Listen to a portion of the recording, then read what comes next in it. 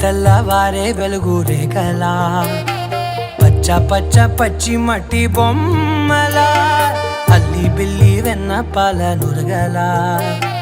అచ్చ తెలుగు ఇంటి పూల కొమ్మలా దేవదేవుడే పంపగా ఇలా దేవతే మా ఇంట అడుగే పెట్టెనంట బ్రహ్మ కళ్ళలో కాంతులే మా అమ్మలా మా కోసం మళ్ళీ లాలి పాడేనంట.